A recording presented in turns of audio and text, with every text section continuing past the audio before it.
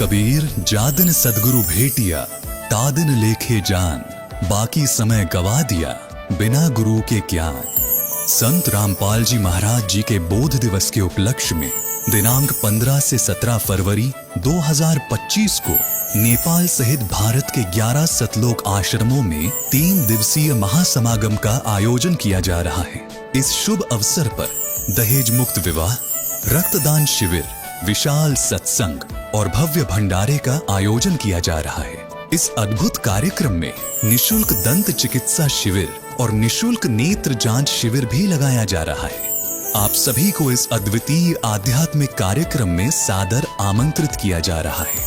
आप सभी से विनम्र आग्रह है कि आप अपने परिवार सहित इस कार्यक्रम में पधार कर इस आयोजन की शोभा बढ़ाएं और जगत गुरु तत्वदर्शी संत रामपाल जी महाराज जी के सानिध्य में होने वाले इस विशाल सत्संग व अमृतमय भंडारे का आनंद प्राप्त करें।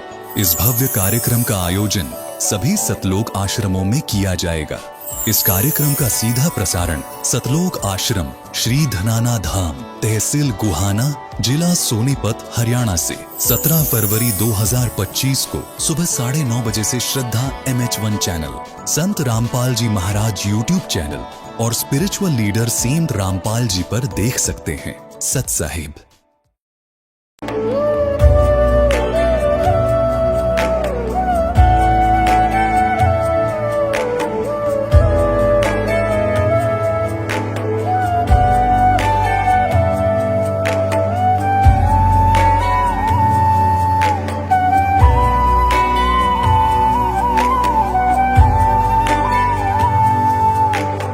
गीता अध्याय 15 के श्लोक 16-17 में 3 प्रभु बताए हैं।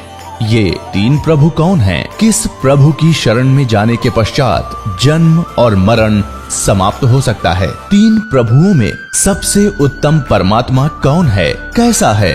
उसका क्या नाम है? इन सभी गूढ़ रहस्यों को जानने के लिए अवश्य सुनिए जगत गुरु तत्वदर्शी संत रामपाल जी महाराज के अमृत वचन। सत साहिब दर्शकों, क्या हो यदि आप अपने जीवन में तमाम भक्ति साधनाएं कर रहे हो, लेकिन फिर भी आपके ऊपर दुखों का पहाड़ ज्यों का त्यों बना हुआ है। आपके जीवन में सुख और शांति का अभाव है। दर्शकों, ऐसी ही कहानी थी राजस्थान अलवर के निवासी हंसराज जी की। हंसराज जी सभी पारंपरिक भक्ति साधनाएं किया करते थे और हनुमान जी को इष्ट रूप में पूजते थे। दर्शकों, इतनी भक्ति साधना करने के बावजूद भी इनका जीवन दुखों से भरा हुआ था। इनके परिवार की हालत इतनी खराब थी कि हंसराज जी की रातों की नींद और दिन का चयन हमेशा उड़ा ही रहता था, क्योंकि इनके ऊपर कर्ज का बहुत बड़ा भार था। दर्शकों, आज हंसराज जी का कहना है कि आज मेरी जिंदगी पूर्ण रूप से बदल गई है। मेरे परिवार में खुशियां लौट आई हैं और मुझे मेरी सभी समस्याओं का समाधान मिल गया है। दर्शकों, हंसराज जी इन सभी खुशियों का और सभी समस्याओं के समाधान का श्रेय संत रामपाल जी महाराज को दे रहे हैं। दर्शकों, आइए जानते हैं कि संत रामपाल जी महाराज ने हंसराज जी को ऐसा कौन सा उपाय बताया जिससे उनकी सारी परेशानियां दूर हो गईं। सुनते हैं हंसराज जी की कहानी उन्हीं की जुबानी। नमस्कार सर। सर नमस्कार। क्या नाम है सर आपका? सर मेरा नाम हंसराज दास है। सर कहाँ के रहने वाले हैं? सर मैं विलेज पोस्ट परवैनी, तहसील रैनी, जिला अलवर, राजस्थान का रहने वाला हूँ। सर आपने संत रामपाल जी महाराज से नाम दीक्षा कब ली? सर मैंने संत रामपाल जी महाराज से नाम दीक्षा 2013 फरवरी में 22 फरवरी को लिया था। सर संत रामपाल जी महाराज से नाम दीक्षा लेने से पहले क्या आप कोई भक्ति साधना भी करते थे?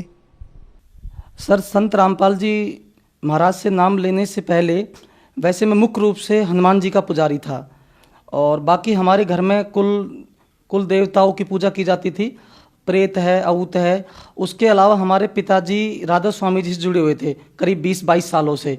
तो हम क्या है कि हमसे गांव में ये कहा जाता था कि भाई जिनके पिताजी या फिर जिनके मुखिया जिस भी गुरुजी से जुड़े हैं तो आप भी उन्हीं से नाम दीक्षा ले लीजिए। लेकिन मुझे क्या है कि एक्चुअल में वहाँ पर ना तो कुछ समझ में आया। मैं पढ़ा लिखा भी था, मैंने काफ़ी कुछ क्वालिफिकेशन भी किया हुआ था, मैंने बीटेक वगैरह किया हुआ है एजुकेशन में, लेकिन मुझे वहाँ पर एक भी कुछ समझ नहीं आया कि शास्त्र के अकॉर्डिंग क्या बोल रहे हैं, क्या कुछ नहीं कह रहे, तो मुझे कुछ समझ नहीं आया। बाकी सत्संग सुनता था मैं, हाँ, लेकिन अगर कुछ दिनों मुझे संत रामपाल जी महाराज अगर नहीं मिलते तो शायद हो सकता था कि मैं राधा स्वामी जी से ही जुड़ जाता। सर, जैसा कि आपने बताया कि आप हनुमान जी की भक्ति करते थे तथा आपके पिताजी राधा स्वामी पंथ से जुड़े हुए थे, तो सर इन सभी भक्ति साधनाओं से क्या आपको कोई लाभ भी हुआ? सर लाभ कुछ नहीं मिला, बल्कि ये कि हम एक हमारे घर में दरिद्रता बढ़ती जा रही थी और घर में एक अशांति बढ़ती जा रही थी। और पिताजी मेरे खूब मेहनत करते थे दिन रात, और घर में इतनी बीमारियां थी जिनके बारे में मैं सोच नहीं सकता था। छोटा भाई, हम 4 भाई हैं, पिताजी हैं, मम्मी हैं, और अभी बाद में शादी हुई, उसके बाद तो सदस्य बढ़ चुके हैं, लेकिन उस टाइम हम 6 सदस्य थे। हम 6 सदस्यों में से कोई भी सुखी नहीं था, और इतनी बुरी स्थिति थी कि हमारे घर में पिताजी अगर 5,000 कमाते थे मजदूरी करके, तो 10,000 का हमको खर्चा तैयार मिलता था। और उसके अलावा इतनी महंगी पढ़ाई, उस टाइम पे पिताजी ने मेरे को कर्जा कर करके डिप्लोमा करवाया गवर्नमेंट कॉलेज से, फिर बीटेक करवाया, फिर एमटेक करवाया, काफ़ी कुछ करवाया, तो बहुत सारा कर्ज भी हो चुका था, और कोई किसी प्रकार का कोई लाभ मिलने का नाम नहीं ले रहा था। कि रात में हमको बुरे बुरे सपने आते थे, मतलब सपने में भी हमको चैन नहीं था। और जब भी हम सोते थे, हमको जैसे हम थोड़ी देर सोए, नींद आई, फिर ऐसा लगा पीछे से कोई आके खड़ा हो गया, फिर उसने धक्का मारा। यानी कि हमको रात में भी नींद नहीं, दिन में भी चैन नहीं, और हमारी स्थिति बहुत गंभीर थी। हम अपने आप को ये मान चुके थे कि अब हम तो मरने वाले हैं। लेकिन बस धीरे धीरे धीरे हमारी स्थिति मतलब बिगड़ती गई, और हम अपने आप को ये सोचते गए कि अब तो हमारा कुछ होने वाला नहीं है। तो हम यही कहने लग गए, मैं बजरंगबली को पूछता था कि ये बजरंगबली अब आप ही हो मेरे सब कुछ, लेकिन उससे भी कुछ होने वाला नहीं। मैं एक टांग से खड़ी होकर बजरंगबली की भक्ति करता था, छोटा भाई भी एक टांग से अखंड, और जैसे अपना कौन सा उसमें एक पाठ सुंदरकांड होता है उसका पाठ करते थे हम सुबह शाम तीनों भाई मिलके। और पिताजी भी अपनी अपनी भक्तियां करते थे, दुनिया भर के आने टोट के जो भी थे सारे करते थे। हमसे हमको कोई भी लाभ नहीं मिला, और हमारी आर्थिक स्थिति इतनी बिगड़ चुकी थी कि हमने गांव में ऐसा कोई कैंडिडेट नहीं छोड़ा जिससे हमने कर्ज नहीं लिया। 10,000, 5,000, 15,000, 20,000, और हर आदमी की सोच में ये हो गया था कि ये इंसान बहुत गंदा है, किसी को कर्ज भी वापस नहीं लौटाता, और ये बहुत बेकार आदमी है। लेकिन वो स्थिति हमें पता थी कि हमारे साथ में कितनी बुरी हो रही थी। उसके बारे में बस या तो हम जानते थे या हमारे पिताजी जानते थे। मैं इतना पढ़ा लिखा था, कहीं भी एग्जाम देने जाता, जैसे पेपर में एंट्री करता तो वहां पे जाते मेरे सिर में बहुत भयंकर रूप से दर्द होने लग जाता, और ऐसे लगता जैसे बिल्कुल पागल हो गया। और कहीं भी मैं जॉब करता तो जॉब के ड्यूरेशन में भी ये हुआ करता था, किसी भी आदमी से मैं झगड़ा करता, उसको गाली गलौज करता बिना किसी मतलब के, मतलब 24 घंटे भूत सवार रहता था, कहीं भी किसी झगड़ मरता, मतलब किसी भी मैंने जॉब को सही शांति पूरी तरीके से नहीं किए। तो मुझे लगा कि शायद हमारा जीवन अब निकट है। और 1-2 शादी वाले आते तो पिताजी मैंने बोलते, पिताजी अब शादी भी आप मत करो, क्योंकि हमारी जिंदगी बिल्कुल बहुत मतलब ये लगा लो कि बहुत बुरी हो चुकी थी। और उसके बारे में ज़्यादा बखान अगर करूंगा तो मतलब ये मान लो कि आप खड़े थक जाओगे, इतनी बुरी स्थिति मतलब मेरी मतलब गंभीर हो गई थी हमारे पूरे परिवार की। सर, संत रामपाल जी महाराज की शरण में आप कैसे आए? सबसे पहले तो ये कि मैं संत रामपाल जी महाराज शरण में आने के पीछे जो सबसे बड़ा कारण तो ये था कि मैं उस परम पिता परमेश्वर जिसने मुझे इस मनुष्य जन्म दिया है, उसकी कृपा से मेरे अंदर शुरू से भक्ति की एक ललक थी। और मैं ये जानना चाहता था हु इज गॉड, कि वो गॉड कौन है, वो कहाँ रहता है और किस अवस्था में है, और वो कैसे मिल सकता था। ये मेरा क्वेश्चन होता था जब भी मैं कहीं जाता, किसी साधु संत फकीर से मिलता तो उनसे मैं यही क्वेश्चन करता। इसी की खोज में मैं काफी प्रयास किया। फिर धीरे धीरे मैंने एक दिन क्या हुआ कि मैं और भी संत, मैंने बताया राधा स्वामी का जो सत्संग था वो भी सुनता था और वहां भी जाता था, लेकिन वहां से मुझे कोई फायदा नहीं हुआ। तो मैंने एक दिन सन 2008 में मैंने परमात्मा के सत्संग, अपने संत रामपाल जी महाराज के सत्संग आते थे और वो सुबह भी आते थे करीब 2-2 घंटे। तो उस पर वो सत्संग आ रहा था तो मैं उस सत्संग को सुनता था। और वहां पर ज्यादातर वो क्या करते थे कि जो राधा स्वामी भी, जो डेरा जो बाबा जयमाल जो भी उनका है, उनके बारे में पूरी डिटेल बता रहे थे कि ये कहां से इसका निकास हुआ है, कहां से ये आया है। तो मैं उसको देख रहा, तो मुझे ऐसे लगा था कि ये कोई सरकार के द्वारा भेजा गया एजेंट है जो हमको इस सच्चाई से अवगत करवा रहा है। तो मैंने पिताजी से कहा कि पिताजी देखो, ये जो इंसान है जो सामने बता रहा है, ये ऐसा लग रहा है कि सरकार के द्वारा भेजा गया कोई एजेंट है। और उस टाइम पर मैं LIT इंजीनियरिंग कॉलेज अलवर में जो है वहां पर एक एज ए लेक्चरर वर्क कर रहा था प्राइवेट। तो और उनकी शक्ल थोड़ी मेरे पिताजी से मिल रही थी, लेकिन वो तो बाद में पता लगा कि दुनिया के पिताजी हैं। तो मैंने कहा मैं पिताजी की शक्ल भी आपसे मिलती जुलती है और ये तो पूरी दुनिया की पोल खोल रहे हैं। मैंने कहा ये तो कोई लग रहा है हमको गवर्नमेंट ने भेजा हो, कोई एजेंट है, तो इसके बारे में मुझे थोड़ा जानना चाहिए। पर उसी टाइम फिर मैं 2008 में इंटरनेट की इतनी व्यवस्था थी नहीं। उसके बाद धीरे धीरे हमारी कंडीशन में बताई रहा था पहले से खराब थी, वो होती गई। लेकिन मालिक हमारे जो परम पिता परमेश्वर की ऐसी कृपा हुई कि 2013 में मैं चैनल देख रहा था। तो वहां पर जैसे मैंने चैनल देखा तो उस पर नीचे एड्रेस लिखा आ रहा था कि आप इस एड्रेस पर आप अपना नाम सेंड, जो भी अपना नाम पता सेंड करो तो आपको ज्ञान गंगा पुस्तक निःशुल्क आपके घर पे पहुंच जाएगी। और वहां पर आसपास ऐसी कोई फैसिलिटी भी नहीं थी कि मैं किसी से बुक ले सकूं। तो मैंने बड़ी जल्दी और बड़ी शीघ्रता से उस पुस्तक के उस पर मिस कॉल किया और मिस कॉल करके मैंने मेरा एड्रेस सेंड किया लेकिन जैसे ही वो पुस्तक आई, मैं उस पुस्तक को लेते खुशी से आया। मैं दुखी बहुत था, लेकिन पुस्तक को लेने में मुझे बहुत खुशी हो रही, क्योंकि मैंने उनके बारे में कुछ ज्ञान पढ़ा, कुछ समझा कि ये तो पूर्ण परमात्मा के बारे में बता रहे हैं। उस पुस्तक को मैंने बिना किसी भी देरी किए उसको मैंने 2 दिन तो लगाए भी नहीं, रात और दिन एक करके मैं इतना परेशान था, पर पता नहीं उस पुस्तक को हाथ में लेते मेरे में से दम सा आ गया कि मैं उसको पढ़ता ही गया और 24 घंटों के अंदर पूरी पुस्तक को पढ़ डाला और मैंने पूरा कंक्लूजन निकाल लिया कि वास्तव में हु इज गॉड। तो फिर मैं अपने आप में एक संतुष्ट हो गया कि अब मुझे चलना चाहिए, तो यही संत रामपाल जी महाराज के पास ही जाना चाहिए। मैं तुरंत दोनों भाइयों को मेरे साथ में लेके वहां पे चले गए।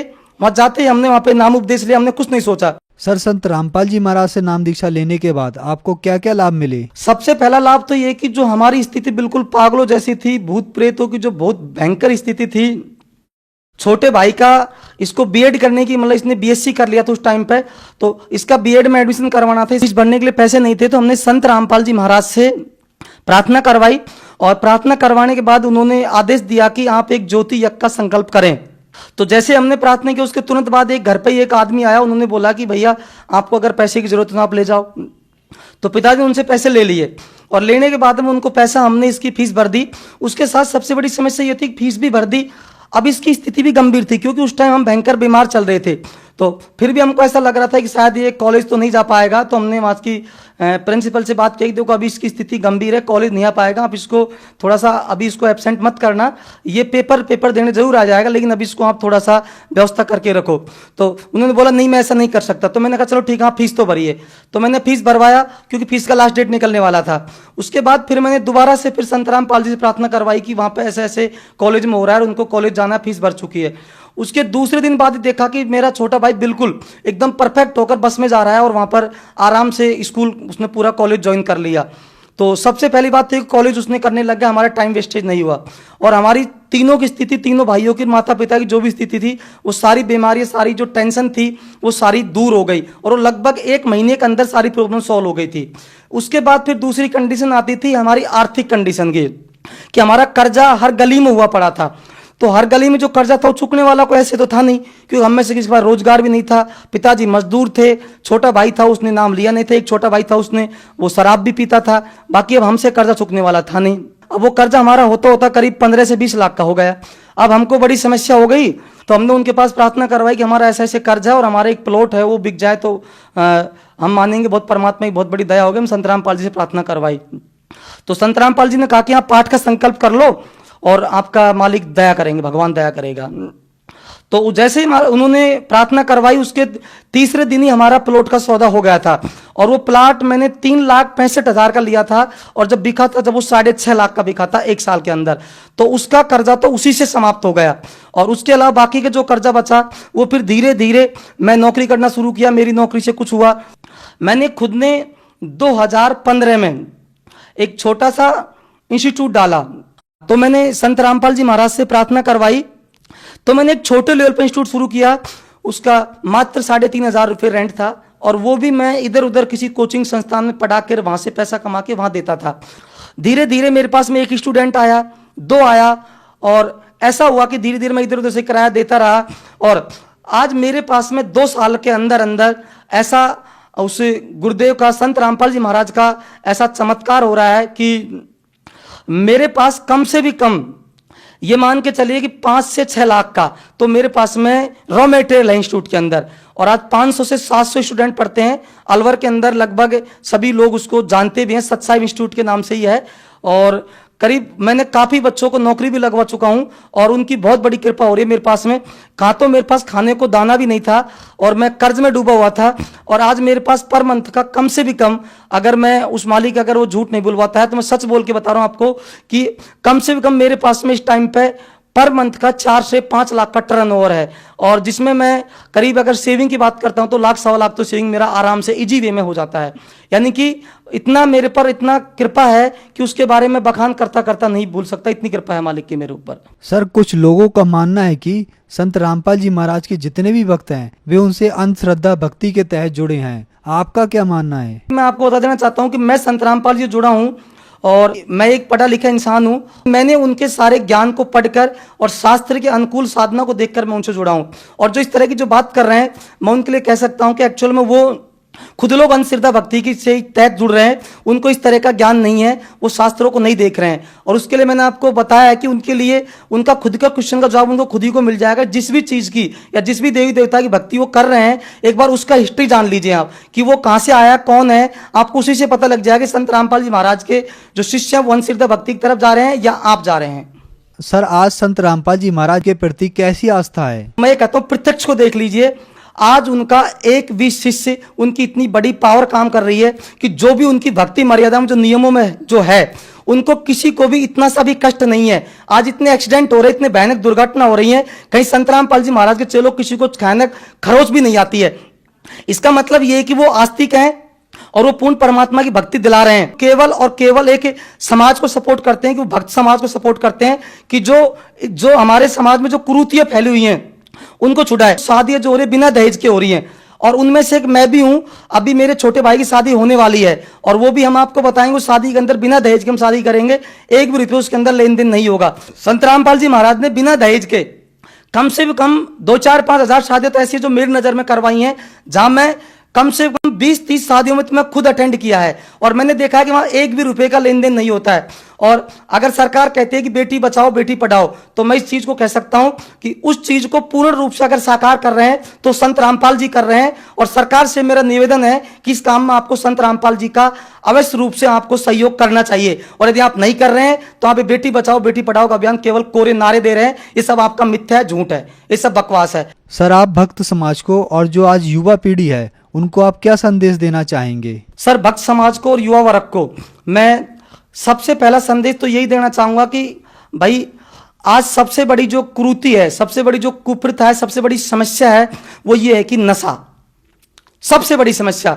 और मैं कहता हूं इस टाइम पे कम से कम 90% हमारा देश में जो समस्या है वो नशे की वजह से है। और यदि आप नशा छुड़ाना चाहते हैं तो आपको संत रामपाल जी महाराज से जुड़ना ही जुड़ना चाहिए। तो मेरा भक्त समाज से आखिरी यही निवेदन है कि भगत समाज संत रामपाल जी से नाम उपदेश ले और अपना कल्याण करवाए, क्योंकि वहां कल्याण कर आप जब संत रामपाल जी नाम उपदेश लेंगे तो ही आपको पूर्ण मोक्ष मिलेगा। बाकी संत साधु बहुत हैं लेकिन वहां पर आपको पूर्ण मोक्ष नहीं मिल सकता है। जो श्रद्धालु संत रामपाल जी महाराज से नाम दीक्षा लेना चाहते हैं वह संत रामपाल जी महाराज से कैसे नाम दीक्षा ले सकते हैं? हमारे संत रामपाल जी का सत्संग सभी चैनलों पर आ रहा है, बहुत सारे चैनलों पर आ रहा है। तो उसमें आप किसी भी चैनल पर नीचे पट्टी चलती रहती है, उस पर कॉन्टैक्ट नंबर लिखे होते हैं। आप वहां से संपर्क करके नजदीकी नामदान केंद्र पर जाकर आप नाम उपदेश ले सकते हैं और कोई भी शंका समाधान वहां से जाकर आप दूर कर सकते हैं। धन्यवाद सर। धन्यवाद जी। दर्शकों, अभी आपने सुने संत रामपाल जी महाराज से दीक्षा प्राप्त करके सुखी हुए भक्त के अनुभव। अब देखिए जगत गुरु तत्वदर्शी संत रामपाल जी महाराज के मंगल प्रवचन। तो आगे आने वाले समय में कई भक्तों को शंका हो जाती है कि सतनाम भी मिल गया तो ठीक हो गया, फिर सार नाम तो 9-6 साल में मिल रहा है। नहीं, अब 4 महीने के बाद तो सतनाम, और फिर 1 साल के अंदर आपको सार नाम दिया करें कि साल के भीतर भीतर आपकी इतनी कमाई होने लग जाएगी। आपकी इतनी कमाई 1 वर्ष में हो जाया करेगी, 1.5 वर्ष में घटत गणी, और फिर देखना मिनटा पार होंगे। तो यहां बताते हैं, मत दे दी है बाल में याने नू, मत दे दी है बाल में याने नू, मत दे दी। गीता और भागवत पढ़े नहीं बूझ शब्द ठिकाने नू, गीता और भागवत पढ़े नहीं बूझ शब्द ठिकाने नू। मन मथुरा दिल द्वारका नगरी, फिर क्या करो बरसाने नू, मैं तो दे दी। कहते हैं गीता पढ़े और भागवत पढ़े। गीता में नाम है कि तय हरे राम कृष्ण राधे श्याम राधे राधे श्याम मिला दे, और उस ठिकाने शब्द ठिकाने नू यानी सही मंत्र की तरफ तो ध्यान नहीं देते, मनमाना आचरण करते, मनमाने जाप करते हैं, नष्ट हो गए जीवन भोली आत्माओं के। गीता जी अध्याय नंबर 16 के श्लोक नंबर 23 में कहा कि शास्त्र विधि को त्याग कर जो मनमाना आचरण करता है उसको ना तो सुख हो, ना उसकी गति हो, ना कोई सिद्धि प्राप्त हो, अर्थात यूजलेस। अब देखो सिद्धि प्राप्ति होगी आपको, सिद्धि बिना आप वहां नहीं जा सकते। ये आपको 24 सिद्धि मिलेंगी इन मंत्रों से, 24 सिद्धि। और इन सिद्धियों का यदि तुम बर्बाद करने लग जाओगे तो टायर पंचर हो जाएगा आपका। इनको छूना नहीं। ये जैसे एक सिद्धि आकाश से उड़ जाई, एक सिद्धि ऐसी है जो आकाश में उड़ जाती है, तो हम इसका प्रयोग करेंगे सतलोक में जान खातर। यहां सैर सपट्टे को नहीं, लोग दिखावा नहीं करना इसका जरा से भूल कभी। तो क्या बताते हैं कि ये सच्चे उस नाम को तो सुनते नहीं, ये और नाम असली नाम को तो पूछते नहीं, जो ठिकाने का नाम है, सही मंत्र है, सतनाम है, जो गीता वर्णन है। और गीता और भागवत पढ़े ना बूझे शब्द ठिकाने नु, मन मथुरा दिल द्वारका नगरी। और के करे फिर बरसाने नु, यहां से जाएंगे मथुरा में, मथुरा के उस पहाड़ के चुकर चक्कर काट के फिर बरसाने जरूर जाना चाहिए। क्यों?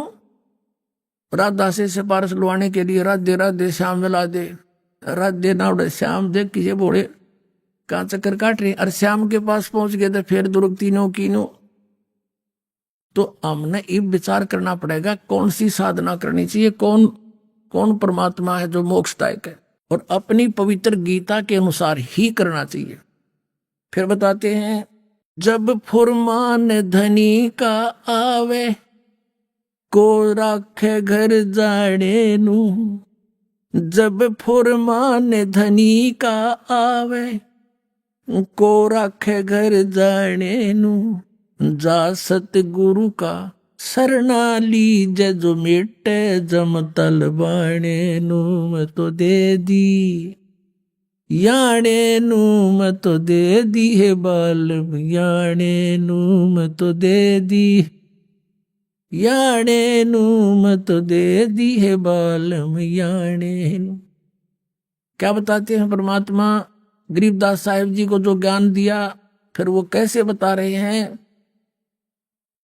कि जब फुरमान धनी का आवे, और कौन राखे अगर जाने नू।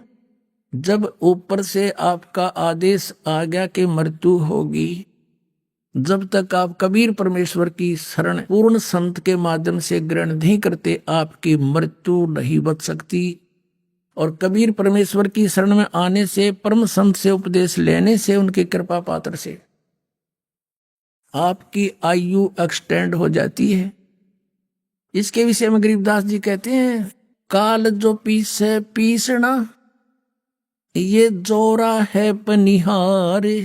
ये दो असल मजदूर हैं मेरे सतगुरु के दरबार। ये काल डरे करतार से, जय जय जय जगदीश। ये जोरा जोड़ी झाड़ता, पगरज डार शीश। आदरणीय गरीबदास साहिब जी और जो भी महापुरुष उनको मिले, उन्होंने अपने परमपिता परमात्मा सत्य पुरुष कबीर साहिब की महिमा कलम तोड़ बताई, उनकी समर्थता का प्रमाण दिया। जैसा कल आदरणीय नानक साहिब जी ने कहा था कि जिसके हुक्म में पवन और पानी चलते हैं, उसके हुक्म के बिना कोई भी कार्य नहीं होता, पत्ता भी नहीं हिलता। और वो है बाबा जिंदा, और किसी को बाबा मत कहना। वो सबका बाबा, सबका दादा एक है बस, वो कबीर, आलम बड़ा कबीर। वो सबसे बड़ा भगवान कबीर। आलम माने समर्थ शक्ति परमात्मा, और वड्डा माने बड़ा कबीर, वो कबीर दुल्हा। दानक रूप रहा करतार, फाई सूरत मुल्क की वेश, ए ठगवाड़ा ठगी देश, खरा सियाणा बहुता वारिय, दानक रूप रहा करतार। तो इसी प्रकार गरीबदास जी कह रहे हैं कि काल तपी से पीसना, चक्की फेरा मेरे भगवान की, कबीर साहब की। और या मौत है पनिहार, या उसका पानी भरती है।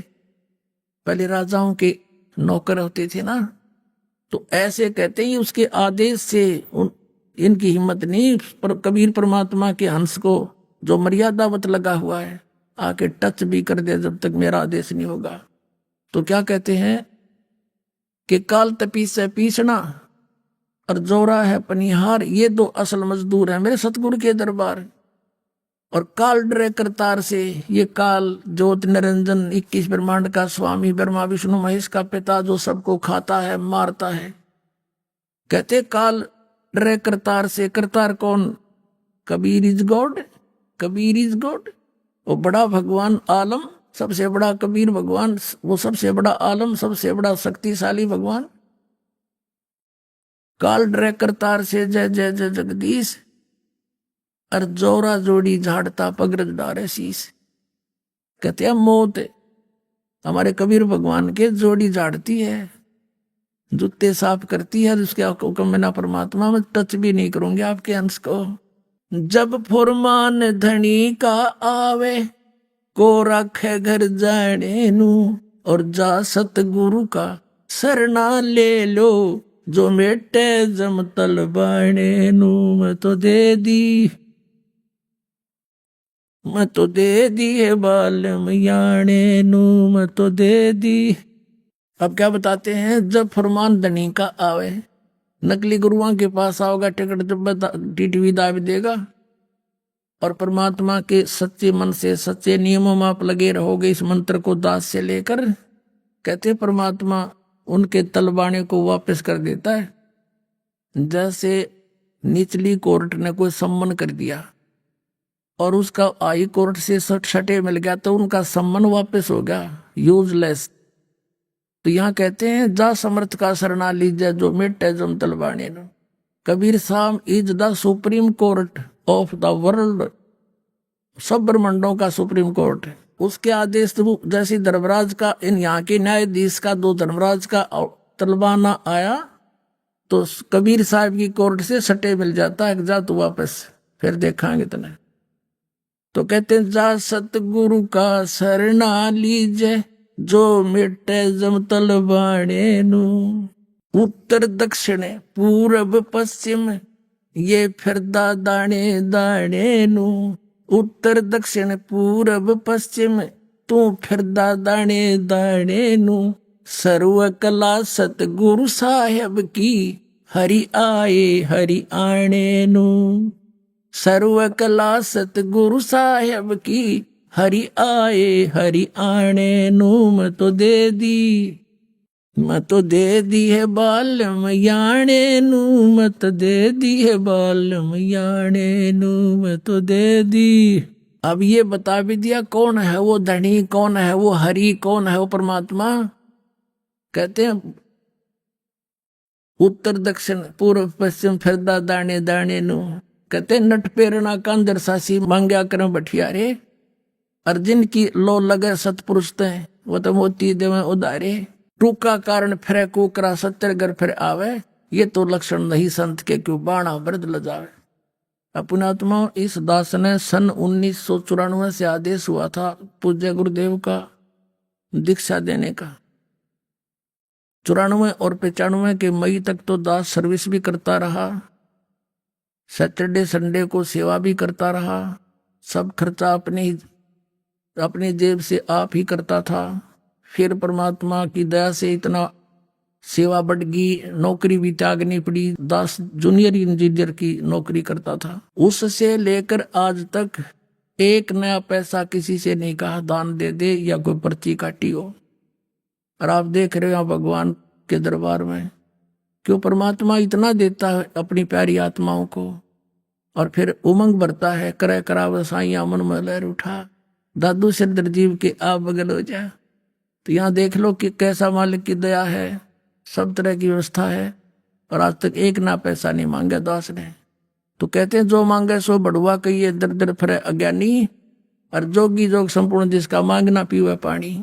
तो ये कहते हैं, गरीबदास साहिब जी कह रहे हैं कि पूर्व पश्चिम उत्तर दक्षिण ये फिरदा दाने दाने नू, और सर्व कला सतगुरु साहिब की हरियाए हरियाणे नू। गरीबदास कहते कबीर साहब आए भगवान हरियाणे नू, और तो मांगते फिर धक्के खाते फिर उस भगवान को पहचानो। तो पुण्यात्माओं, आपका सौभाग्य है कि आपको वो मंत्र मिल गया सतनाम, जिसका इन राधादास स्वामी वालों ने कख भी पता नहीं। तो आप कितने पुण्यात्माओं हो, आप अपनी कीमत नहीं जान सकते, ये दास जानता है, क्योंकि लाल की परख जौहरी को होता है। अब आपका कल्याण होगा, पूरे विश्व का कल्याण होगा जब सतनाम ले लेंगे तब। मानुष जन्म दुर्लभ है, ये मिले न बारंबार, तरवर से पत्ता टूट गया भाई, फिर नहीं लगता डार। परमात्मा ने हमें आके ज्ञान कराया है कि आप जी कोई मनुष्य शरीर मेरी कृपा से प्राप्त है, अन्यथा ये काल आपको मनुष्य जन्म नहीं देता। सृष्टि रचना के अंदर आप जी सुनते हो कि परमात्मा ने कहा था, इस काल भगवान को जब इसने माया के साथ दुर्व्यवहार करना चाहा था और उसने इसके पेट में शरण ली थी, परमात्मा ने आके निकाला था, तब इसको एक परमात्मा ने श्राप दे दिया था। या ये समझो कि उस पवित्र लोक में जो कोई गलती ऐसी करता है उसको ये सजा मिलती है कि तू 1,00,000 मानव शरीरधारी प्राणी नित्य आहार करया करेगा और 1,25,00,000 उत्पत्ति करेगा, तेरा नाम काल होगा। अब कई पुण्यात्मा ऐसा कहते हैं कि ये अगर परमात्मा ऐसा इसको वर ना देते, मानव शरीर के सूक्ष्म शरीर से गंध खाने का, तो ये हमें नहीं खाता। पुण्यात्माओं, ये तो हमारी जीव संज्ञा की सोच है। यदि परमात्मा इसको ये श्राप ना देता तो ये हमें मनुष्य शरीर भी नहीं देता, और मनुष्य शरीर के अंदर हम परमात्मा पा सकते हैं। इसने इतने ऊट पटांग जीव जंतुओं के शरीर गढ़ दिए, इस मनुष्य वाले प्राणी को भी एक और बना देता। तो ये परमात्मा कबीर साहब की असीम कृपा है। हमने जो गलती की थी उसका ये दंड वैसे तो बहुत कम है, लेकिन फिर भी दयालु है परमात्मा। उन्होंने ये ऑप्शन रख दिया कि मनुष्य शरीर इनको मिलेगा तब मैं इनके पास जाऊंगा, और ये क्रम अनुसार अपना सब कुछ यहाँ का विधान बना दिया। जैसा कर्म करेगा वैसा फल मिलेगा। तो ये यहाँ के प्रभु जितने हैं, श्री ब्रह्मा जी, विष्णु जी, शिव जी, दुर्गा, ब्रह्म और जितने भी यहाँ के जो अन्य देव हैं, ये केवल प्राणी को उसका किया हुआ जैसा कर्म है वैसा ही दे सकते हैं। यदि पाप कर्म है तो पाप भी भोगने पड़ेंगे, यदि पुण्य है तो पुण्य भी प्राप्त होंगे। फिर वो परमात्मा यहां आएगा, अपना यथार्थ विधान आपको बताएगा कि इन पापों का नाश भी हो सकता है, और वो अभी तक मंत्र किसी के पास नहीं था। जैसे खेती तो सतयुग से करते हुए आ रहे हैं किसान, अभी तक ये औषधि की खोज नहीं हुई थी कि फसल के अंदर जो खरपतवार उत्पन्न हो जाता है उसको ऐसी कोई औषधि नहीं थी जो उसको समाप्त कर दे और फसल सुरक्षित रह जा। अब उसकी खोज होगी। फसल में कितना ही खरपतवार हो, एक ऐसी मेडिसिन खोज कर दी है वैज्ञानिकों ने कि सिंचाई करते समय जल के अंदर उसको डाल दिया जाता है, वो सभी फसल के अंदर से पानी वाटर के साथ चली जाती है, और गेहूं का कोई फसल को हानि नहीं करती, खरपतवार का नाश कर देती है, जिससे वो फसल अच्छी तरह फल फूल जाती है। इसी प्रकार परमात्मा का ये सत्य नाम जो है, सच्चा नाम 2 अक्षर का, और तीसरा सार नाम, वो तो कहना ही क्या है। ये वो औषधि है जो हमारे पापों का नाश कर देती है, पुण्य सुरक्षित रह जाती है। जब ही सतनाम हृदय धरो भयो पाप को नाश, और जैसे चिंगारी अग्नि की भाई पड़े पुराने घास। परमात्मा ने बताया कि आपके सभी पाप ऐसे नाश हो जाएंगे जिस प्रकार ढेर सारे सूखा घास पड़ा हो, चाहे हजारों क्विंटल पड़ा हो, उसमें एक माचिस की सीख जला के लगा दे, सभी जलकर सवा हो जाते हैं, और चलती है तेज हवा आंधी, उस राख को भी कहीं की कहीं पटक देती है। तो फील्ड क्लियर हो गया। इसी प्रकार परमात्मा कहते हैं, जैसे सूरज के आगे बदरा, ऐसे कर्म छयारे, और प्रेम की पवन करे चितमंजन, फिर झलके तेज नयारे। जैसे सूर्य के सामने बादल आ जाते हैं, सूर्य उपलब्ध होते हुए भी, उगा हुआ होते हुए भी हमें दिखाई नहीं देता। जब चलती है तेज हवा, बादलों को इधर का उधर फेंक देती है, तो हमें सूर्य साफ दिखाई देता है। इसी प्रकार अभी तक जिन्होंने परमात्मा को देखा नहीं, जाना नहीं, उन्होंने परमात्मा के विषय में अटकलबाजियां की कि वो प्रकाश ही प्रकाश है, वहां कुछ है नहीं। तो यहां परमात्मा कहते उनके सामने बादल छाए थे पाप कर्मों के। कर्मों के छाया ऐसे थी जैसे बादल आगे अड़गे हों, और उनके पास वो मंत्र था नहीं जिससे पाप नाश हो जा और जिससे वो परमात्मा को देख सके और यथार्थ सतीथि बता सके। जिन महापुरुषों को परमात्मा आए, स्वयं आकर के मिले और उनको वो मंत्र दिया सतनाम 2 अक्षर का, उन्होंने वो साधना की और आंखों देखा अपनी दिव्य दृष्टि से परमात्मा को सचखंड के अंदर, और साथ जाकर भी देख कर आए, फिर वापस छोड़े, फिर उनकी दिव्य दृष्टि काम करने लगी, सतनाम से उनके पाप नाश हो गए। तो यहां बैठे भी वो सब चित्रण बताया करते थे परमात्मा का। और जिनको भगवान मिले नहीं, उन्होंने परमात्मा को निराकार बताया। अब ये समागम तो चल रहा है पुण्यात्माओं, ये बहुत ही महत्वपूर्ण दिन है हमारे लिए, पूरे मानव समाज के लिए, सभी प्राणियों के लिए। फाल्गुन मास की, फाल्गुन महीने की द्वादशी, यानी फाल्गुन सुदी द्वादशी, चांदनी द्वादश, और सन 1727 संवत 1784 को दिन के 10 बजे परमात्मा जिंदा महात्मा रूप बना के अपने सतलोक से, उस धूलोक से चलकर आया। गांव छुडानी के जंगल में, जहां पर आदरणीय गरीबदास साहिब जी गौवें चरा रहे थे, 10 वर्ष के बालक थे। उनके साथ में गांव के और भी बड़ी उम्र के ग्वाले भी थे। 150-200 गौवें वो रखा करते थे। बहुत बड़ा क्षेत्र था, बहुत ज्यादा जमीन थी। गरीबदास जी के लगभग 1400 एकड़ जमीन थी।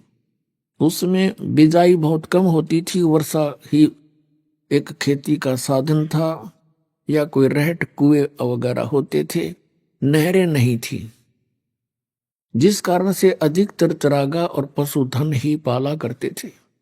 परमात्मा वहां आए और गरीबदास साहिब जी तथा अन्य भक्त, अन्य वो पाली वहां पर एक जांडी के पेड़ के नीचे रोटी खावा थे, भोजन खा रही थी।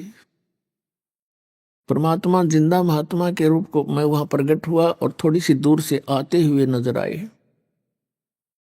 कबलाना गांव से छुडानी गांव का रास्ता उसी जांडी के पेड़ के साथ से गुजरता था। तो उन्होंने सोचा, पाड़ियों ने, कि ये कोई रास्ता चलता फकीर आ गया है। उनसे कहा, महाराज भोजन पाओ। परमेश्वर ने कहा, भोजन मैं पाके आया हूं भाई, अपने गांव तक। पालियों ने पूछा, कौन सा गांव आपका? कि मेरा गांव सतलोक है। कितनी दूर है बाबा जी यहां से? परमात्मा ने कहा, 16 शंख कोस की दूरी पर। बात उनके समझ में आई नहीं। फिर उन्होंने कहा, महाराज हम अतिथि को ऐसे नहीं जाने देते, हमारा अनादर होता है, हमें पाप लगेगा। आप तो महात्मा भी हैं, कुछ ना कुछ आहार तो करना ही पड़ेगा, खाओगे नहीं तो दूध तो पीना ही पड़ेगा। अभी गौओं का दूध निकाल देते हैं। कुछ ऐसी भली गायें होती थी, उनका किसी टाइम दूध निकाल ले। परमेश्वर ने कहा भी मैं कुंवारी गाय का दूध पीता हूं, पिला दो। तो वो पाली कहने लगे बाबा जी तेरी नीयत ठीक को नहीं, मजाक करते हो आप भी हमारा कोई स्वीकार करना नहीं चाहते हमारी भेंट। तब गरीबदास जी खड़े हुए और कहा महाराज जी देखो कुंवारी ये बच्चिया है, इसके बच्चा नहीं हुआ है, दूध कहाँ से देगी। परमात्मा ने कहा तुम्हारे पास कोई ऐसा पात्र हो 5-4 किलो का, वो ला। तो वह एक लस्सी ले जा करते, छोटा मटका था मिट्टी का, वो खाना खुना खा के उन्हें मांझ धोकर धर रखा था। कहा महाराज जी ये रहा। परमात्मा ने कहा इसके नीचे रखो, थनों के सतन के नीचे। गरीबदास 10 वर्ष के बालक लेकर बैठ के और कहा देखो जी दूध कैसे आवेगा। परमात्मा ने कमर पर थपकी मारी उस गऊ के और कहा बेटा ऐसे आएगा। उसी समय लंबे लंबे सतन हो गए और दूध का पात्र भर दिया, धार चल पड़ी। तो आधा परमात्मा ने पिया, शेष उन पालियों से कहा ले भाई तुम भी पी लो ग्वालो, ये अमृत है, ये सचखंड सतलोक से आया है। वो पाली तो कहने लगे हम नहीं पियो, पाप का दूध है, कुंवारी गाय का है, जंतर मंत्र से किया है, और तेरा पता ना तू किस जाति का है। गरीबदास जी कहने लगे लाओ महाराज मुझे दे दो। आधा शेष उन्होंने पी लिया। फिर परमात्मा ने उनको अपने ज्ञान से परिचित कराया। गरीबदास जी की प्रबल इच्छा हुई उस सतलोक को देखने के लिए जहां जाने के बाद जीव कभी मृत्यु नहीं होती, वहां वृद्धावस्था नहीं होती, सदा युवा शरीर रहता है, वहां कोई काम नहीं, कोई दुख नहीं, सदा बाहर वृक्ष हैं, दूधों की नदियां बहती हैं, अमृत फल हैं वहां के, बच्चे को बहुत लगन होती है। परमात्मा उसकी आत्मा को लेकर, गरीबदास जी की आत्मा को कबीर साहब सचखंड गए और वहां अपनी सारी स्थिति से परिचित कराया। उधर से कुछ देर के बाद देखा पालियों ने कि ये तो बोल नहीं रहा, हिला डुला कर देखा मृत पाया। गांव में भागे आए, गांव के लोग वहां गए, फिर आसपास के रिश्तेदार इकट्ठे किए। शाम तक तो देर तक हो गई थी, शाम के 7-8 बज गए थे। चिता पर रखकर उसको अंतिम संस्कार करने की तैयारी कर दी थी। इस दौरान 8-10 घंटे परमात्मा के साथ रही प्यारी आत्मा। ऊपर के सब लोगों को देखा, भगवान कैसा है, कौन है। श्री ब्रह्मा विष्णु महेश जी की स्थिति देखी, काल को देखा, उस नरक को देखा और सतलोक को देखा। फिर वापस आए। परमात्मा ने उस शरीर आत्मा को तुरंत भेज दिया कि कहीं शरीर का नाश ना कर दे, करने की तैयारी ही थी। चिता के ऊपर ही आत्मा सचेत हो गई, शरीर में कंपन हुई। गरीबदास जी जिंदा होकर उठ गए। उठ करके परमात्मा की ये अमर वाणी बोलने लगे।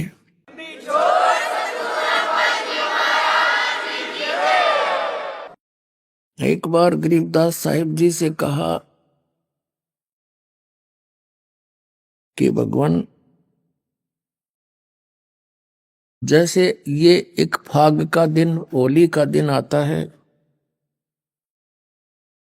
तो अन्य व्यक्ति कहते हैं कि आओ जी होली खेलते हैं। तो गरीबदास जी कहने लगे भाई अब इस होली में हमारा दिल नहीं लगे, हम तो राम नाम की होली खेला करते हैं, इस होली को अब हमारी रुचि नहीं रही। अभी आपने सुने संत रामपाल जी महाराज के मंगल प्रवचन। आइए अब सुनते हैं संत रामपाल जी महाराज से नाम दीक्षा लेकर सतभक्ति करके अद्भुत लाभ प्राप्त करने वाले अनुयायी के विचार। दर्शकों, मनुष्य अक्सर अपने धर्म में की जाने वाली साधनाओं को तब छोड़ देता है जब उसे उन साधनाओं से कोई लाभ नहीं मिलता। ऐसी ही कहानी थी छत्तीसगढ़ के रहने वाले सत्य प्रकाश इक्का जी की। सत्य प्रकाश जी पहले सभी पारंपरिक भक्ति साधना किया करते थे और जब पारंपरिक भक्ति साधनाओं से इन्हें कोई राहत नहीं मिली तो इन्होंने चर्च का सहारा लिया। लेकिन फिर भी इनके दुखों का अंबार समाप्त होने का नाम नहीं ले रहा था।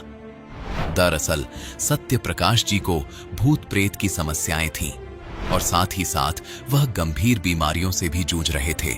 इन्होंने इन सभी परेशानियों से निजात पाने के लिए चर्च में प्रार्थनाएं की, तांत्रिक के पास भी गए और डॉक्टर को भी दिखाया, लेकिन फिर भी इन्हें कोई राहत नहीं मिली। दर्शकों, आज सत्य प्रकाश जी का कहना है कि मेरी जिंदगी पूर्ण रूप से बदल गई है। मेरे साथ ऐसे ऐसे अद्वितीय लाभ हुए हैं जिस पर विश्वास करना हमारे लिए मुश्किल होगा। दर्शकों, सत्य प्रकाश जी का कहना है कि अब मैं जो भक्ति साधना कर रहा हूं वह भक्ति साधना सर्वश्रेष्ठ है। दर्शकों, बड़ी हैरानी की बात है कि सत्य प्रकाश जी ने ईसाई धर्म में की जाने वाली भक्ति साधनाओं को त्याग कर आज संत रामपाल जी महाराज द्वारा बताए गए भक्ति साधना को करना शुरू कर दिया है। आइए जानते हैं कि इसके पीछे की सच्चाई क्या है। आखिर इन्होंने इतना बड़ा कदम क्यों उठाया? सुनते हैं सत्य प्रकाश जी की कहानी उन्हीं की जुबानी। नमस्कार सर। नमस्कार सर जी। सर, क्या नाम है आपका? सत्य प्रकाश एक्का। सत्य प्रकाश जी, आप कहाँ से हैं? मैं जसपुर जिला कुनकुरी ब्लॉक छत्तीसगढ़ से। सत्य प्रकाश जी, संत रामपाल जी महाराज से नाम दीक्षा आपने कब ली? जी सर जी, मैं संत रामपाल जी महाराज से 5 सितंबर 2013 में नाम दीक्षा लिया है। संत रामपाल जी महाराज से नाम दीक्षा लेने से पहले आप क्या भक्ति साधनाएं करते थे? जी सर जी, मैं करता था क्योंकि मैं क्रिश्चियन धर्म ईसाई धर्म से रिलेटेड हूँ और मेरे पूर्वज और मेरे माता पिता वही साधना करते थे, जीसस की ईसा मसीह की, और वही मैं भी फॉलो करता था। और उसमें बचपन से ही जो मुझे बुद्धि आई तो बताते थे कि ये भगवान है, तो मैं बहुत अच्छी तरीके से विश्वास के साथ मैं भगवान की भक्ति करता था, चलता था, चर्च जाता था, प्रार्थनाएं करता था, सभी चीज़ें करता था, क्योंकि मुझे कहते थे कि यही भगवान है और इन्हीं के द्वारा हमारी मुक्ति होगी, स्वर्ग प्राप्ति होगी। लेकिन सर जी, एक बात मुझे समझ में नहीं आती थी, लेकिन एक लगा रहता था, हमारे ईसाई धर्म में ऐसा है कि पूरे नशापान का इतना ज़्यादा पाखंडवाद है और मांस मदिरा का, कि जब बड़ों के बीच में जब बच्चे होते हैं तो बड़े तो ग्रहण करते ही हैं, शराब पीते हैं, मदिरा करते हैं, मांस खाते हैं त्योहारों में और बहुत सारे ऐसे। लेकिन जब बच्चे वहाँ पे उपस्थित होते हैं तो जब बच्चा शराब का ग्लास पकड़ता है और वो पीना चाहता है तो बड़े मना करते हैं, बोलते हैं माता पिता कि नहीं बेटा, ये जहर है, ये शराब है, इसे नहीं ग्रहण करते। लेकिन जब हम बच्चे को जब मना कर रहे हैं कि वो जहर है, नहीं ग्रहण करते, तो हम माता पिता बड़े लोग ही ग्रहण कर रहे हैं। तो मैं यही चीज़ मेरे अचंभित करता था हमेशा, कि बोलते हैं कि इन सबको ग्रहण करने के बाद ये तो पाप है और स्वर्ग की प्राप्ति हुई कहते हैं और प्रार्थना से ये ख़त्म हो जाएगा। पर बच्चों को जब मना कर रहे हैं जहर चीज़ को, तो स्वयं क्यों ग्रहण कर रहे हैं? तो ये बात भी मुझे अजीब लगती थी। और हमेशा कुछ भी अगर गलत करने से पहले अंतरात्मा में के डर सी पैदा हो जाती थी कि हे भगवान, मैं ये गलत कर रहा हूँ, ऐसा अंतरात्मा मेरा गवाही देता था। और इसी विश्वास से जो है ना, मैं आगे बढ़ता गया। और बचपन से मुझे भूत प्रेत की बाधा इतनी ज़्यादा थी, इतनी ज़्यादा, और मेरा तबीयत तो इतना ख़राब होता था, कभी मलेरिया टाइफाइड, हर सप्ताह इंजेक्शन, गोली, हमेशा एक पाव की तरह रहता था। और वही चीज़ से मेरी ज़िंदगी चली। 24 साल की जो ज़िंदगी चली मेरी, सिर्फ दवाई और तांत्रिक विद्या यही थी। कम से कम महीने में 3-4 तांत्रिक के पास भी मैं चला जाता था अपने भूत प्रेत के बाधाओं को दूर, कष्ट के चलते। लेकिन कभी भी ऐसा मेरे साथ ये महसूस नहीं हुआ कि वो जड़ से ख़त्म हो जाएगा। कुछ दिन का ऐसे विश्वास के तौर पे लगता था कि हाँ ऐसा है, इससे ठीक हो जाएगा, पर कभी ऐसा नहीं मुझे महसूस हुआ और ठीक नहीं हुआ। सिर्फ पैसा बर्बाद हुए। मेरे पिताजी टीचर हैं, उनके सैलरी जो थे मेरे दुख के कारण जो है ना, तांत्रिक वांत्रिक ले आता था उठा पठा के, ठीक हो करके, कोई 15,000, कोई 20,000, कोई मुर्गा, कोई बकरा, सोना चांदी, सब चीज़ उठा के ले गए। मेरा घर मेरे पिताजी का बनाया हुआ छोटा मोटा जो भी कुटिया थी, ऐसे धुल जा रहा था कि हम खाने तक के लाले पड़ जा रहे थे। ऐसी स्थिति आ गई थी। सर, आप पर बहुत ज़्यादा दुख थे, तो आप संत रामपाल जी महाराज की शरण में कैसे आए? जी सर जी, मेरे साथ कुछ ऐसे घटनाएं घटी। मैं बॉम्बे में रहता था, वहाँ पे मैं एक शिप में काम किया करता था, दरिया में। शराब पीना मैं पहले से ही था, बचपन से ही, और ऐसे करते करते अब इतना ज़्यादा अति होने लगा। फिर 2013 में जो है मैंने एक भाई हैं संतोष दास करके, चांपा ज़िले से। वहाँ से उसने फ़ोन किया, मेरे दोस्त को बोला कि हम लोग हरियाणा जा रहे हैं, वहाँ पे कोई बाबा आए हुए हैं जिससे कि मतलब बहुत ही आशीर्वाद लेने से मात्र से जो है ना अब दुख तकलीफ ठीक हो जाते हैं, कुछ कुछ प्राप्त हो जाते हैं, यही बताए उन्होंने। फिर जो है ना हमने मेरे दोस्त के साथ सतलोक आश्रम पहुंच गए। वहाँ पे हमने देखा, व्यवस्थित देखा बहुत अच्छा ढंग से। मुझे ज्ञान तो उतना नहीं समझ में आया, बाकी वहाँ का सारा चीज़ सिस्टमेटिक ढंग से था। संत रामपाल जी महाराज से हमने नाम दीक्षा लिया और 3 दिन तक वहाँ सत्संग चलती थी सर जी। तो 2 दिन तक ब्रह्मा विष्णु महेश गीता वेद वगैरह से, कुरान से सत्संग सुना रहे थे संत रामपाल जी महाराज। और मुझे कुछ पल्ले नहीं पड़ रहा था क्योंकि मैं क्रिश्चियन धर्म से रिलेटेड था।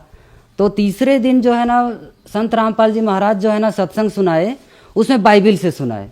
तो बाइबिल से जब सत्संग सुना रहे थे तो मुझे सारी बातें याद आने लगी कि सृष्टि उत्पत्ति कैसे हुई, यहाँ पे बाइबिल में ये लिखा है और ऐसे ऐसे लिखे हुए हैं कई तरह से। तो मुझे वो सारी चीज़ें याद आने लगी कि बाइबिल में भी लिखा हुआ है कि एक दिन पिता परमेश्वर इस धरती पर आएंगे और उनका राज्य स्थापित होगा। तो मुझे वो याद आने लगा कि ऐसे लिखा हुआ है। और जब वहाँ पे जब देखा तो ठीक तुरंत जो है ना मुझे मेरे मेमोरी में अजीब सा टक सा लगा ऐसा, और मुझे याद आने लगा कि तेरे साथ जो घटना घटी 2009 में बॉम्बे में कमरे के अंदर, वो चीज़ दृश्य याद करो। मैं वही रूप हूँ जो आपको दर्शन हुआ था, जो कहा गया था कि भगवान प्रकट होने वाला है, जो आपने मेरा रूप देखा था, मेरा वही रूप यहाँ पे जिंदा रूप में मैं सामने बैठ के सत्संग सुना रहा हूँ। मुझे पहचानो, ऐसी प्रेरणा हुई। और फिर जो पर्दे में आ रहे थे तो मैं ध्यान करने लगा कि हाँ ये तो वही रूप है जो मैं वहाँ देखा था स्पष्ट रूप से। यही संत रामपाल जी महाराज का रूप मैं वो कमरे में देखा था, नाम दीक्षा लेने से पहले दर्शन हो चुका था। और आज वही चीज़ बोला जा रहा है, भगवान बोले थे और यहाँ पे तो जिंदा रूप में आ चुका है। मतलब मुझे बाइबिल का वो याद आया कि जो बोला गया है तो निश्चित है वो बाइबिल का वचन भी पूरा हो गया है। और परमात्मा जो है ना सदगुरु संत रामपाल जी के महाराज के चोले पर आ चुके हैं और गुरु रूप में आज विराजमान होकर विश्व को, सभी अपने जगत संसार को जो है ना ज्ञान दे रहे हैं। सर, संत रामपाल जी महाराज से नाम दीक्षा लेने के बाद आपको क्या लाभ मिले? जी सर जी, मुझे लाभ मिला है। मुझे बहुत बीमार रहता था, सिर्फ इंजेक्शन गोली चलती थी, उससे छुटकारा मिला है। और भूत प्रेत के जो बाधाएं थे उनसे नाम दीक्षा लेकर संत रामपाल जी महाराज से मुझे इतनी राहत मिली है, इतनी राहत मिली है कि आज तो काल तो शायद छूने की बात तो नहीं, वो टकरा करके दूर हो जाते हैं। बाकी मुझे इतनी संतुष्टि है, चैन की नींद सोता हूँ और इतना सुख चैन दिया है परमात्मा ने आज मुझे संत रामपाल जी महाराज ने कि उसका बखान करना ही कम है। सर, देखा जा रहा है कि संत रामपाल जी महाराज ने आध्यात्मिक ज्ञान की क्रांति ला दी है। बहुत सारे श्रद्धालु संत रामपाल जी महाराज से जुड़ रहे हैं और दूसरे धर्म जैसे ईसाई धर्म, मुस्लिम धर्म से भी संत रामपाल जी महाराज से भारी संख्या में श्रद्धालु जुड़ रहे हैं। जैसे कि आपने बताया कि आप क्रिश्चियन धर्म से थे और फिर आपने संत रामपाल जी महाराज से नाम दीक्षा ली। तो क्या संत रामपाल जी महाराज से नाम दीक्षा लेने के बाद आप हिंदू बन गए? क्या संत रामपाल जी महाराज क्रिश्चियन धर्म, मुस्लिम धर्म से कन्वर्ट करके हिंदू बना रहे हैं? नहीं सर जी, ये सब चीज़ बिल्कुल गलत बात है। कोई हिंदू बनाने की और परिवर्तन करने की बात नहीं है संत रामपाल जी महाराज की। वो तो बताते हैं जीव हमारी जाति है, मानव धर्म हमारा, हिंदू मुस्लिम सिख ईसाई धर्म नहीं कोई न्यारा। इसमें सभी जो रूढ़िवादी जाति धर्म है वो सभी रिलेटेड इसमें आ रहे हैं और अपने सत्संग सुन करके और अपने शास्त्र अनुसार जो संत रामपाल जी बता रहे हैं कि आपको समझने के लिए आपका ग्रंथ ही आधार है। तो मुझे भी वही बाइबल ही आधार बना और संत रामपाल जी जब खोल खोल के दिखा रहे थे तो मुझे समझ में आया। और वही चीज़ हमारे क्रिश्चियन धर्म के फादर गुरु भी बताते हैं, किसी चीज़ को एक जगह का पाठ उठा करके। मेरे चाचा जी वो लोग खुद जो है ना वो फादर हैं पर किसी जगह से उठाते हैं और उसका अर्थ भी नहीं समझा पाते हैं और अपना दंत कथा सुना देते हैं। मैं वहाँ पढ़ाई किया, मैं यहाँ ऐसा किया, वहाँ पे बहुत अच्छा ऐसा होता है, बस इतना ही करके और आप लोग प्रार्थना करो, विश्वास रखो, बस इतना ही करके छोड़ देते हैं। और जब भी ये कभी नहीं बोलते हैं कि भाई आप लोग शराब पीना छोड़ो, जीव हत्या छोड़ो, मांस मदिरा छोड़ो, जिससे आपकी आने वाली पीढ़ी, आपकी बच्चों की दुर्गति हो रही है, ये संदेश कभी भी नहीं देते हैं सर। मैं कभी भी फादरों के मुंह से नहीं सुना। हमारे धर्म गुरु ईसाई धर्म के कहते हैं कि परमात्मा पिता परमेश्वर निराकार है और जो बाइबिल में लिखा है कि अध्याय ईसायास का ग्रंथ अध्याय 22 वचन पद संख्या 13 से 14 में लिखा है कि किंतु तुम मांस खाते हो, जीव की हत्याएं करते हो, मांस मदिरा खाते पीते हो, उनके लिए पिता परमेश्वर ने स्पष्ट शपथ ग्रहण की है कि उनकी स्वर्ग की प्राप्ति नहीं होगी। इससे जो है ना स्पष्ट है कि ऐसे कर्म करने वालों को स्वर्ग की प्राप्ति नहीं होगी। और संत रामपाल जी महाराज जो बता रहे हैं वो शास्त्र अनुसार है, जिससे वो स्वर्ग की प्राप्ति कर सकते हैं। और जो मैं आज मान रहा हूँ, लोग कहते हैं कि हिंदू धर्म परिवर्तन कर लिया, ऐसा कुछ भी नहीं है। संत रामपाल जी महाराज धर्म परिवर्तन नहीं करा रहे हैं। हम अपने ईसाई धर्म को ही मैं आज भी मानता हूँ और उसी धर्म ग्रंथ को मैं लेकर के आधार बना के चला रहा हूँ। मैं उनमें जो लिखे बुराइयों को और जो अपने समाज में जो बिगड़े जो सिखाए गए उनको मैं छोड़ करके एक शास्त्र अनुकूल और सच्चाई के रास्ते पर चल रहा हूँ और भक्ति कर रहा हूँ। पहले सर जी मैं बाइबिल के विरुद्ध चल रहा था और परंपराएं कर रहा था, खान पान सारी चीज़ें। लेकिन अब जो है ना मैं संत रामपाल जी महाराज से सत्संग प्रवचन सुनकर मैं ज्ञान प्राप्त करके जो है ना हमें पता चला, और अब मैं जो है ना सही रास्ते पर चल रहा हूँ और बाइबिल के ज्ञान आधार पर और संत रामपाल जी के बताए ज्ञान आधार पर चलकर मैं भक्ति साधना कर रहा हूँ और मुझे सुख शांति प्रदत्त हो रही है। सर, आपने एक बहुत बड़ा क्वेश्चन मार्क लगाया कि बाइबल में लिखा है कि जो लोग मांस खाएंगे वो स्वर्ग नहीं जा सकते, लेकिन फिर भी ऐसा हो रहा है, मांस खाया जा रहा है, शराब पी जा रही है। फादर के द्वारा भी कुछ ऐसी प्रतिक्रिया हो रही है। फिर आपने संत रामपाल जी महाराज से नाम दीक्षा ली, तो जो दर्शक आज आपको देख रहे हैं, खास करके जो लोग क्रिश्चियन यानी ईसाई हैं, उनके लिए आप क्या कहना चाहेंगे?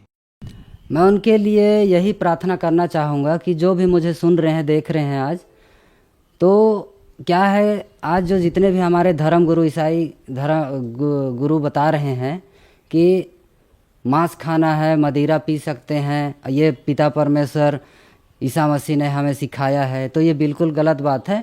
बाइबिल में जो है ना दो तरह की बातें लिखी हुई है, मांस खाने के लिए भी लिखी हुई है और ना खाने के लिए भी लिखी हुई है।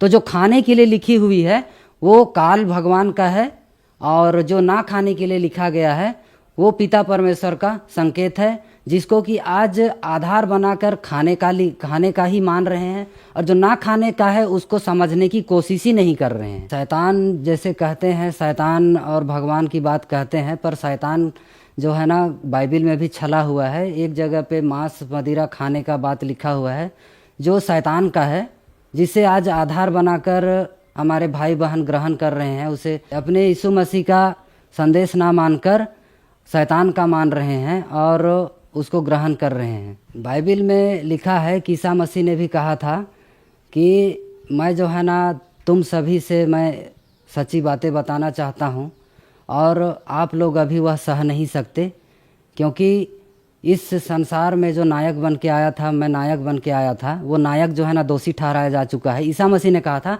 स्वयं को नायक बताया था, क्योंकि उसने परमात्मा के बारे में सच्चाई बताना चाहते थे, लेकिन उसे दोषी ठहराया जा चुका था। इसलिए उसने कहा कि नायक दोषी ठहराया जा चुका है, क्योंकि अब मुझे यहाँ से वापस जाना होगा, और मेरे जाने के बाद में जो सत्य का आत्मा आएगा वही जो है ना पूर्ण सत्य तक ले जाएगा और सबको पूरे विश्व का कल्याण कराएगा। वह जो है ना आज इस संसार में जगत गुरु संत रामपाल जी महाराज के रूप में प्रकट हो चुके हैं, और वही जो है ना पूर्ण गुरु हैं और पूर्ण शंभु हैं।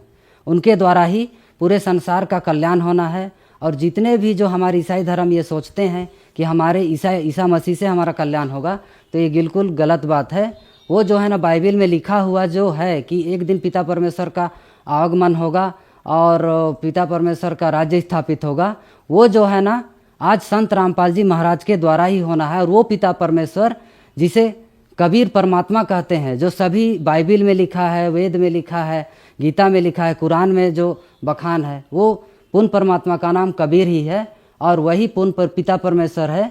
और जो है ना वो आज संत रामपाल जी महाराज के शरीर में प्रकट होकर आज पूरे विश्व को ज्ञान दे रहे हैं, और उन्हीं के द्वारा पूरे विश्व का कल्याण होना है।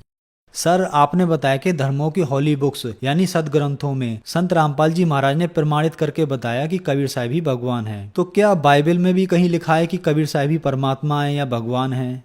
जी सर, ऑर्थोडॉक्स जॉइस बाइबल में अध्याय 35, 36, 37 में वचन नंबर आयुब ग्रंथ के वचन नंबर 5 में जो आज वर्तमान में जो है उसमें सिर्फ सर्वशक्तिमान लिखा हुआ है, और उसमें स्पष्ट कर दिया है कि वह सर्वशक्तिमान पिता परमेश्वर कबीर है। कबीर लिखा हुआ है, हमने देखा है, पढ़ा है उसे। सर, संत रामपाल जी महाराज से नाम दीक्षा कैसे ली जा सकती है?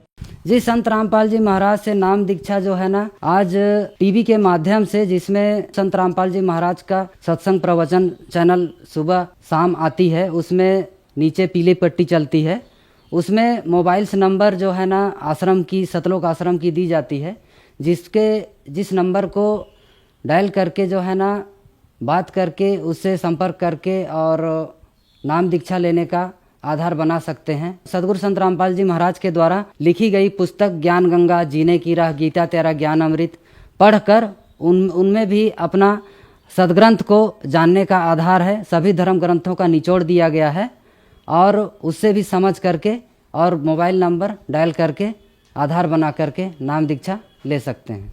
धन्यवाद सर। नमस्कार सर जी।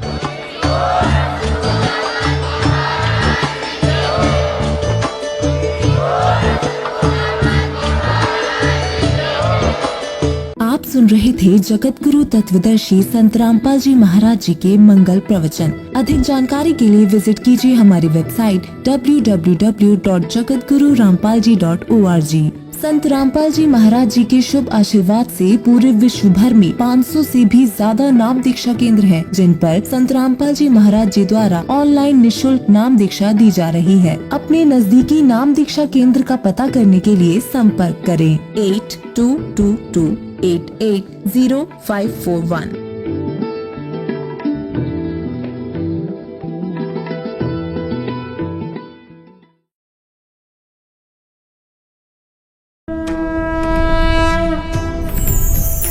कबीर जादिन सदगुरु भेटिया, तादिन लेखे जान, बाकी समय गवा दिया, बिना गुरु के ज्ञान।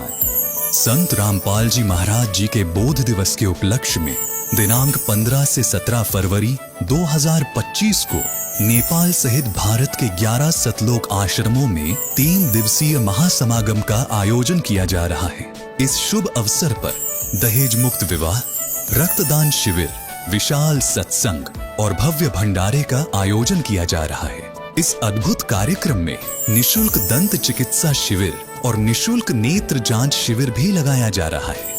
आप सभी को इस अद्वितीय आध्यात्मिक कार्यक्रम में सादर आमंत्रित किया जा रहा है। आप सभी से विनम्र आग्रह है कि आप अपने परिवार सहित इस कार्यक्रम में पधार कर इस आयोजन की शोभा बढ़ाएं और जगत गुरु तत्वदर्शी संत रामपाल जी महाराज जी के सानिध्य में होने वाले इस विशाल सत्संग व अमृतमय भंडारे का आनंद प्राप्त करें। इस भव्य कार्यक्रम का आयोजन सभी सतलोक आश्रमों में किया जाएगा। इस कार्यक्रम का सीधा प्रसारण सतलोक आश्रम, श्री धनाना धाम, तहसील गुहाना, जिला सोनीपत, हरियाणा से 17 फरवरी 2025 को सुबह 9:30 बजे से श्रद्धा MH1 चैनल, संत रामपाल जी महाराज YouTube चैनल और spiritual leader Saint Rampal ji पर देख सकते हैं। सत्संग